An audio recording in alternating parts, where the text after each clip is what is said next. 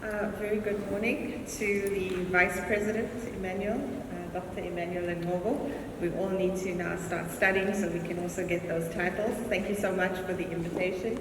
To my co-presenters, good morning to you. All protocol observed, and ladies and gentlemen, it really is indeed a pleasure to be here this morning and to take you through some of the aspects of SIGPHARO and how we are collaborating with our partners like CMEM. I'm sure it's quite difficult to imagine Emmanuel is the Vice President of SIGPHARO, but he's also the Chair of CMEM. And that shows that we have the maturity to be able to work together for the benefit of our greater South Africa and local government in particular.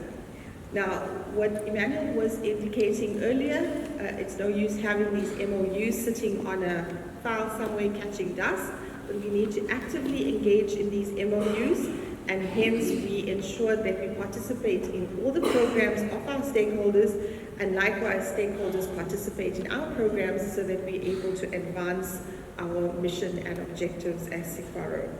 So what we've been undertaking recently is a comprehensive local government handbook for CFOs and finance officials in municipalities in particular.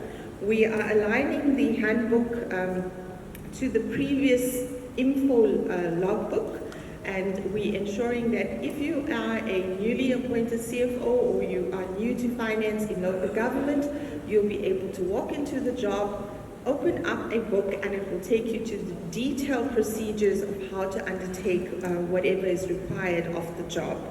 So we also have mentors that are assigned to junior members, and we can arrange that as well with our retired members, so they could, it's always great to have a mentor that you can always bounce things off and get guidance. And we talk about the gray hair, but we believe that the gray hair is definitely there for leadership and to be able to mentor us and take us to the next level. We have structured and systematic plans for direct impact and ultimate improvement in service delivery in South Africa. And I think that is our purpose as local government employees and public sector employees, is to ensure that we make a difference to the communities that we serve and be able to provide the service delivery that our consumers require. We have a database of retired members who continuously assist us in our training, research, and policy development. Now, about the activities that we host as SIGPHARO, in April we have the Audit and Risk Indaba, and that is mainly directed to our internal audit and risk practitioners. We take them through the up-to-date and leading emphasis on what to expect in the next financial year at a municipality. We have newly introduced the ICT for Finance conference, which takes place in August. And here we look at systems and controls and these systems that can assist in municipalities with their financial management. Some of the systems that we could look at then is something that was presented this morning, which is like IMQS and its benefits to our members and non-members. We also have the annual conference in October, and that's cross-cutting, goes through various aspects of financial management.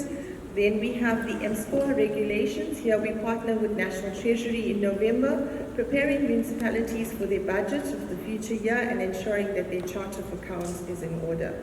So these are just the structured programs that we have, but in addition to that, we have master classes and other trainings, and we can also ensure that we can tailor-make training for the needs of our members and non-members. We are also having a national capacitation program, or master classes as we call it. We're currently running the revenue masterclass, but you will see on the slide that we also do cover asset management. So we are there to ensure that we cover all aspects of the financial spectrum. The beginning to ensure that there's asset management in a municipality is to ensure that you have an asset maintenance plan. Now, the asset maintenance plan needs to be a preventative plan and not a reactive plan, because more often than not, we find that there's reactive maintenance as opposed to preventative maintenance. Then we have to ensure that we have a budget for maintenance. Now, very often, if you look at the indicators from National Treasury and you look at Section 71 reports of municipalities, you find that municipalities are not budgeting the 8%, which Treasury has indicated to be the best practice for municipalities. And we're saying that if you aren't budgeting 8%, then you need to ensure that you get to the 8% level. If you are behind with your maintenance, then obviously your maintenance budget will be above the 8%. Now there are some leadership thought on this, thought leadership, which says, is 8% not too high? Because if you look at then your replacement of your asset, that could be within a 10-year life cycle. And we are saying, if you want to have proper service delivery, quality service delivery, then you need to ensure that you have maintenance at that level. The one thing that we say, municipalities should not overpromise. They should be promising what their budgets can afford and what they would be able to do. So don't overpromise, rather underpromise, and then you'll be able to deliver more. The municipality's budget must be funded. It's no use having an 8% repairs and maintenance budget, but you know that your budget is not funded and hence you will not spend 8% on your repairs and maintenance. You can imagine as a consumer yourself, if you didn't receive water for 2 weeks in a month, would you be happy to pay for your water? And I'm sure the answer would be no. So quality service delivery then ensures that you have better collections. Then moving on processes, we need to ensure that there's SEM for asset procurement. I know that SEM is one of those topics that we don't really like to delve into, but this is where we are seeing the irregular expenditure at municipalities. So let's ensure that when we are procuring to repair or maintain assets, or it's a new infrastructure project, that we ensure that the SEM policies are followed and Section 217 of the Constitution. It must be fair, equitable, market-related, cost-effective, and those nice things.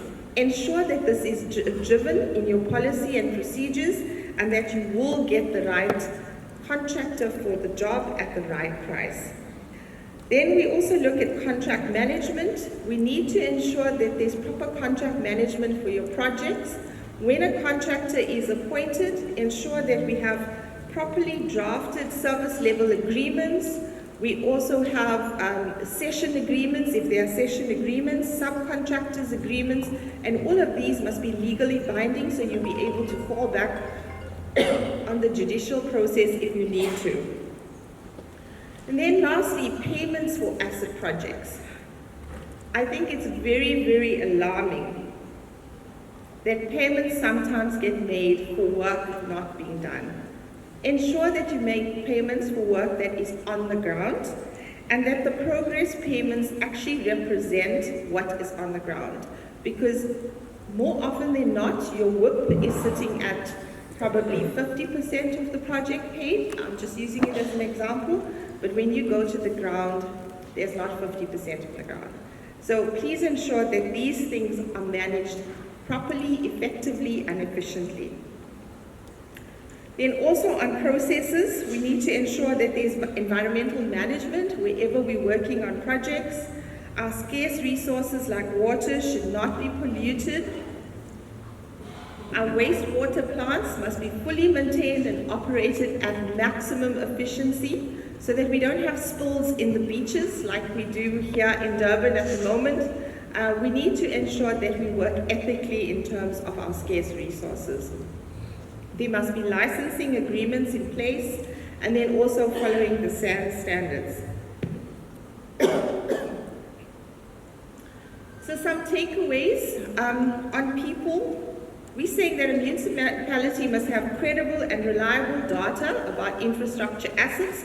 And we heard this morning about the city of Mhlathuze, the system that they're utilizing and how efficiently they're able to work between the infrastructure side and the financial side. We must manage the asset consultants with a firm hand. More often than not, we believe that the consultants know better, we leave it to them, we have no hand in the construction process, we don't check what is being done, and when it gets to the fixed asset register, we say, consultant, give us the componentization, we put it onto the fixed asset register, then comes the AG, we have a query, and wow, we don't actually know what's there because the consultant has done it. So let's have proper agreements with our consultants, but let's also ensure that we know what the consultants are doing in our fixed asset register. We must have robust project management. And then we look at a project manager. The project manager must ensure that there is scope of work. It must be properly defined. What is the scope of the project? What needs to be done on the project? And then when we execute the project, we need to ensure that there is quality of execution. We don't want that pipe to be replaced in the next 5 years. We know pipes take much longer, 10, 20 years sometimes, we ensure if that there's quality, it can last a long time.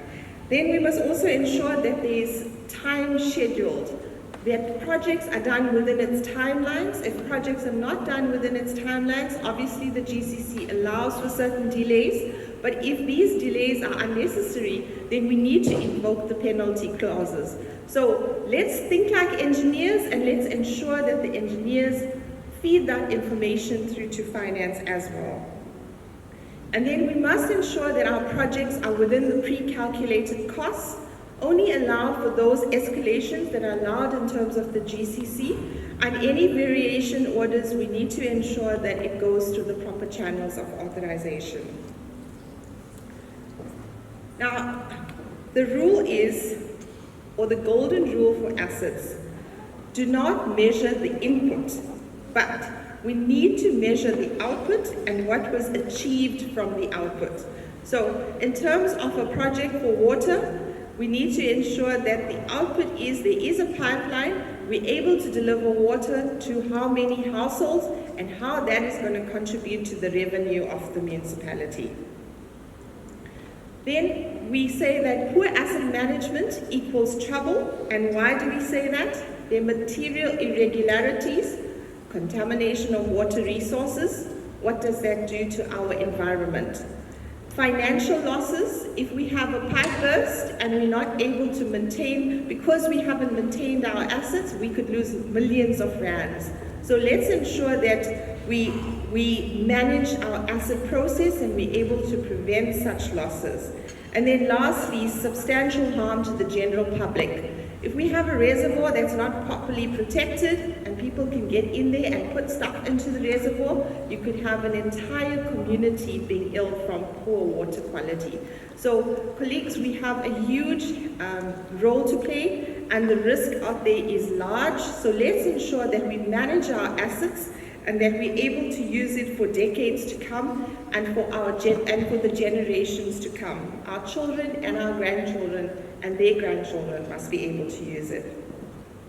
In conclusion, I quote from Sakani Maleka from the MFMA General Report of 2020-2021, capable leaders should demonstrate change by strengthening transparency and accountability. Thank you so much for your time this morning.